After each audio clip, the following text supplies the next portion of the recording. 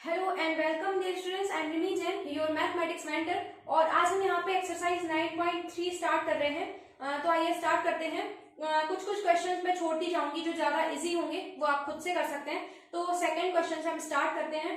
Find the 12th term of a GP whose 8th term is 192 and the common ratio is 2। तो यहाँ पे सबसे पहले हम क्या करेंगे, हमारी जो जीपी है उसके लिए फर्स्ट टर्म सपोज कर लेंगे। तो गिवन क्या है, पहले ये लिख लेते हैं। गिवन है हमें क्या, हमें गिवन है 8th टर्म, यानी कि यहाँ पे क्या है A8 हमें गिवन है 192। 8th टर्म हमें गिवन है and R equal to common ratio R की वैल्यू कितनी है 2। ये दोनों चीजें गिवन है। हमें फाइंड क्या करना है, हमें फाइंड करना है 12th टर्म मींस A12। अब हम अपना सॉल्यूशन स्टार्ट करते हैं। सबसे पहले हम सपोज करेंगे let first term of the GP B A. हमने ए सपोज कर लिया, देन क्या होगा यहाँ पे देखिए, हमारे पास A8 इक्वल टू हमें दिया है 192। तो A8 की वैल्यू क्या होती है, A R to the power यहाँ पे n-1 होता है, मतलब कि 8-1। 192 को हम क्या करेंगे, यहाँ पे फैक्टराइज करेंगे तो ये हमें मिलेगा और यहाँ पे आ जाएगा 3। ठीक है, A की वैल्यू हमें फाइंड करनी पड़ेगी। R हमें पता है 2 है, तो यहाँ पे आ जाएगा 2 की पावर 7। ये है 2 की power 6 into 3। A equal to क्या आ जाएगा देखिए, 2 की power 6 into 3/2 to the power 7। तो ये हमें मिल जाएगा यहाँ पे 3/2। यहाँ पे 6 से 7 जो पावर है, यहाँ पे जब हम कैंसिल करेंगे तो यहाँ पे डिनोमिनेटर में सिर्फ एक यहाँ पे 2 बच जाएगा। तो हमें मिल गया यहाँ पे हमारा फर्स्ट टर्म। अब हमें क्या चाहिए, हमें 12th टर्म चाहिए, तो हम निकालेंगे A12।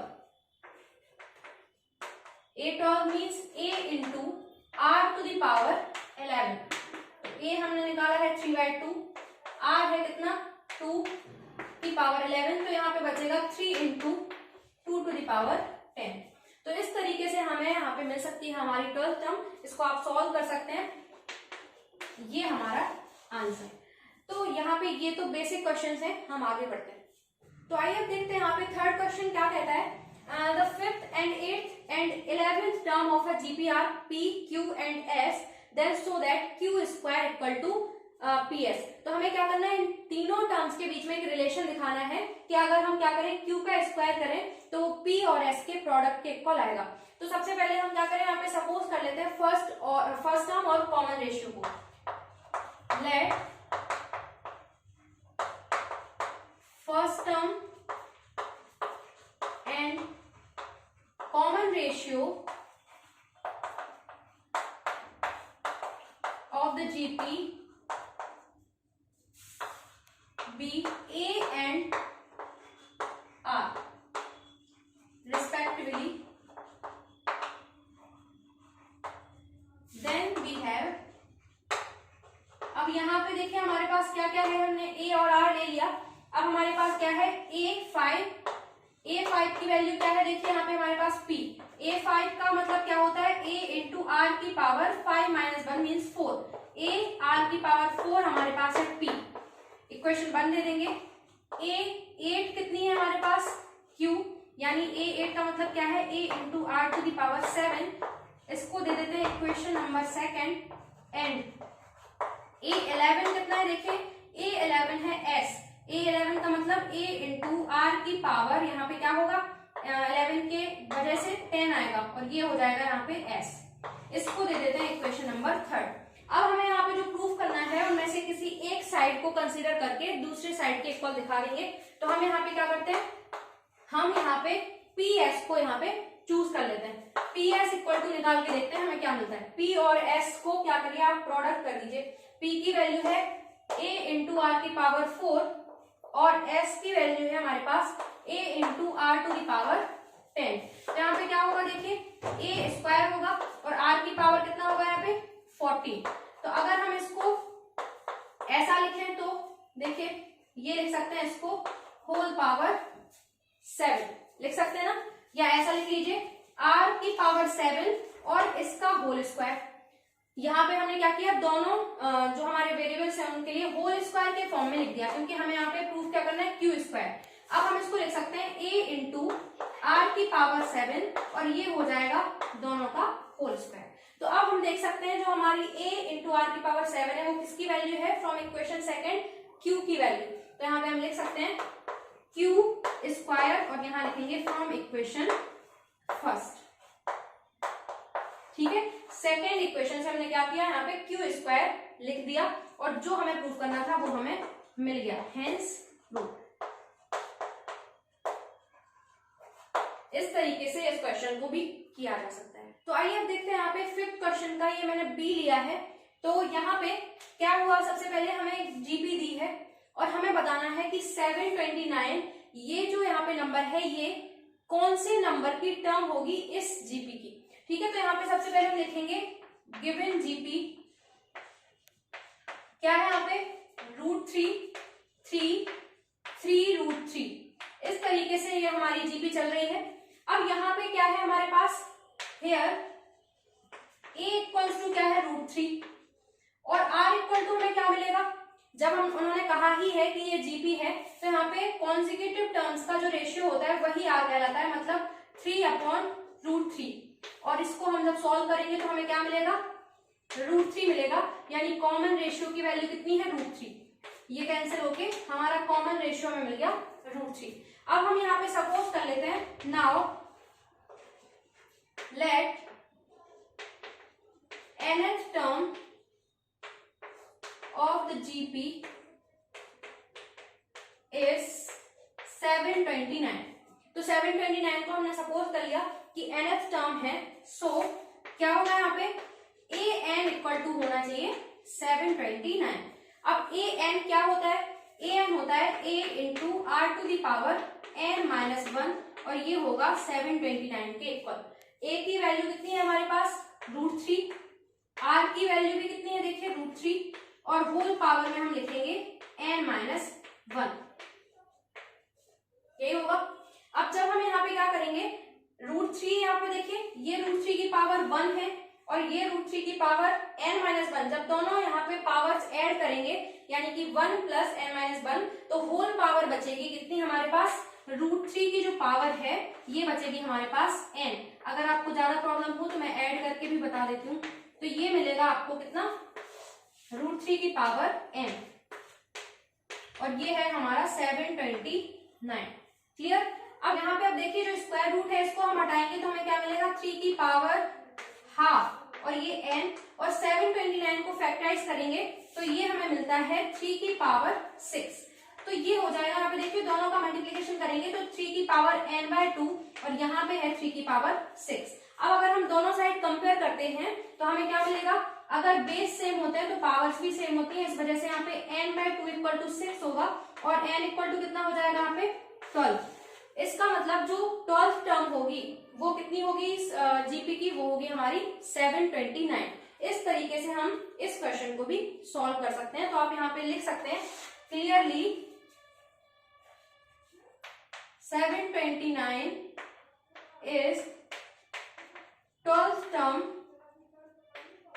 of the GP of the given GP। तो आइए अब देखते हैं यहाँ पे question number 6, for what value of x the numbers -2/7 x -7/2 are in GP. तो यहाँ पे हमने पढ़ा है कि 3 नंबर्स अगर हमारे पास है a b एंड c तो ये तीनों यहाँ पे जीपी फॉर्म करते हैं अगर, तो हमें क्या मिलेगा, हमें इनका कॉमन रेशियो इक्वल मिलेगा। या ऐसा कह सकते हैं कि अगर इन टर्म्स के लिए कॉमन रेशियो, दो कॉन्जिक्यूटिव टर्म्स का यहाँ पे रेशियो अगर इक्वल मिलता है तो यहाँ पे ये तीनों क्या करते हैं, जीपी फॉर्म करते हैं। तो वही चीज हम यहाँ पे अप्लाई करेंगे। तो सॉल्यूशन में हम क्या लिखेंगे, the given numbers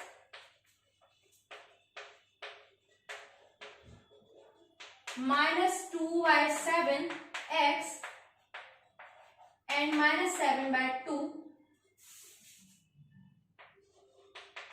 will form an GP if क्या होगा यहाँ पे हमारे पास 7 किसके इक्वल मिलना चाहिए, -7/2 अपॉन x, यही मिलना चाहिए ना।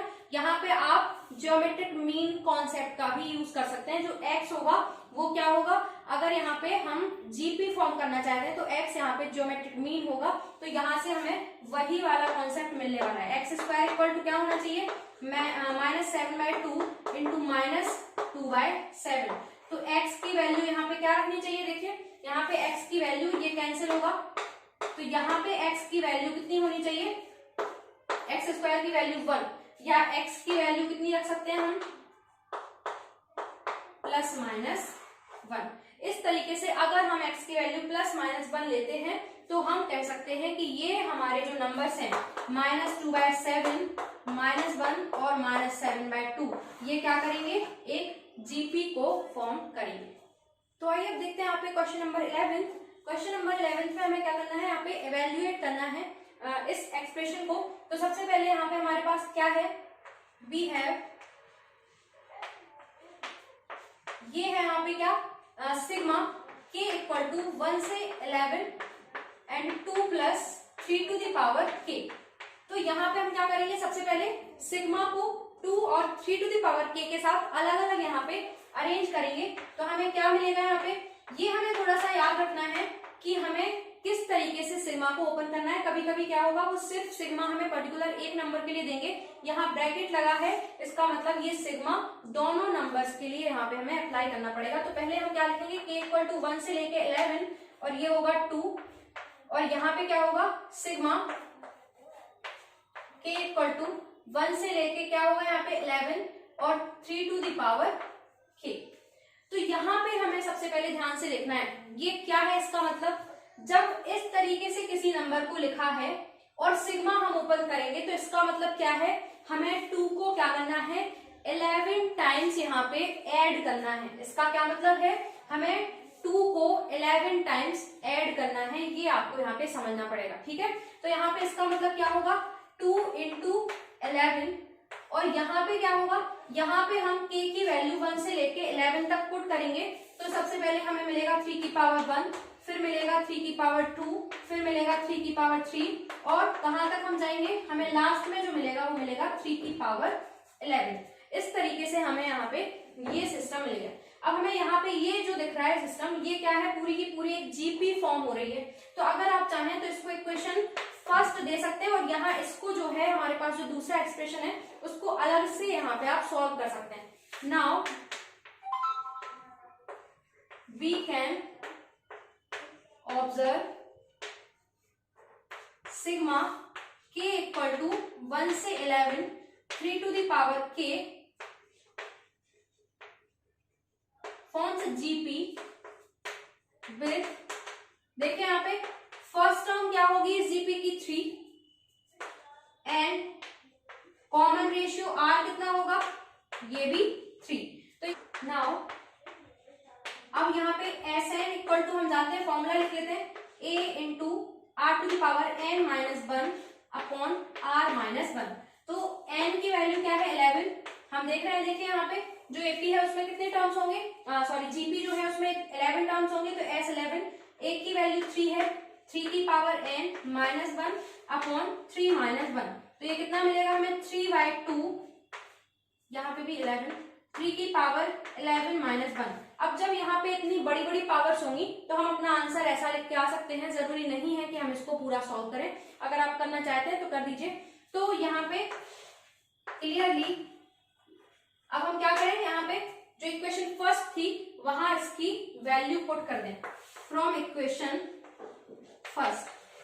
तो हमारे पास जो हमारा एक्सप्रेशन था उसका हमने यहाँ पे जब सॉल्यूशन किया तो हमें क्या मिला, हमें ये मिला 22 प्लस 3/2 3 टू द पावर 11-1। तो इस तरीके से ये हमारा आंसर होगा। अगर आपका मन करे तो आप यहाँ पे पावर्स को सॉल्व करके आ सकते हैं, अदरवाइज आप ऐसा भी लिखेंगे तो आपका ये आंसर सही होगा और इस तरीके से ये वैलिड भी होगा। तो इस तरीके से हम इन क्वेश्चंस को देख सकते हैं। अब हम मिलते हैं नेक्स्ट वीडियो में। Thank you for watching.